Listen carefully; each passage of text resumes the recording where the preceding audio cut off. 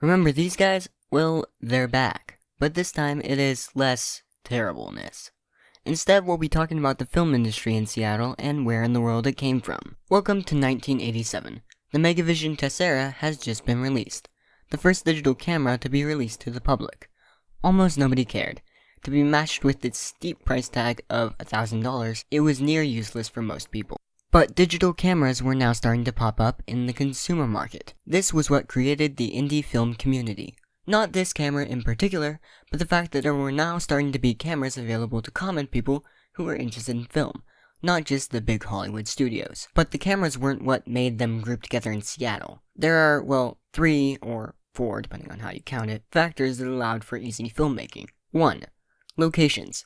There's a wide range in the type of locations available in the Seattle area, from dense city to open farmland, huge mountains to rolling hills. The geography in the Seattle area lends itself well to filmmaking, and on lower budgets where they can't afford to fly to other places, this is a huge benefit. Number 2, people. It's a basic bit of logic that the more people in a given area, the more likely that at least one of them, or more in this case, are interested in what you're interested in. Speaking directly about the film industry, you're much more likely to find crews, actors, and so on in a given area if there's more people there. And since Seattle has a fairly high population, it is more likely that you're going to find somebody in Seattle that's like, hey, I can use a camera. And then you can hire them to do what you want, work on a filmmaking project. The point is, since Seattle has a higher population, you are more likely to find people there who can work for you or help you out as far as film goes.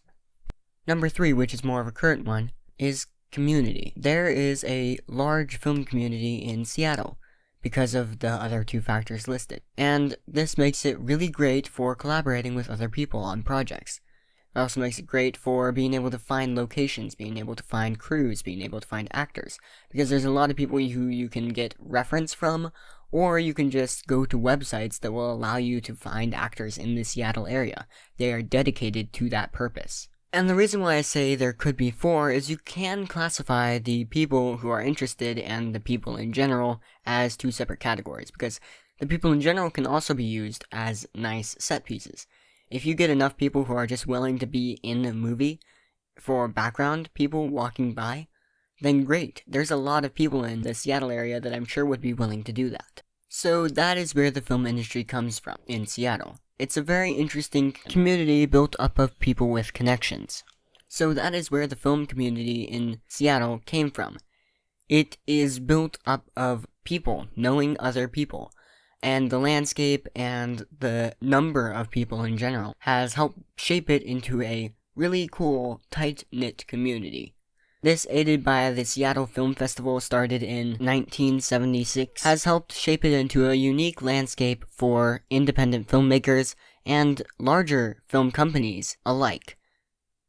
So, that is where I found the inspiration for this, was I wanted to see where did this spawn, where did this come from? It didn't come out of thin air, and is there a way we can do that anywhere else, and make it better in other places? Thank you for listening to me rambling on for 3 minutes. Hopefully you found something interesting or learned something you didn't know. Thank you for putting up with me. I will now end the video.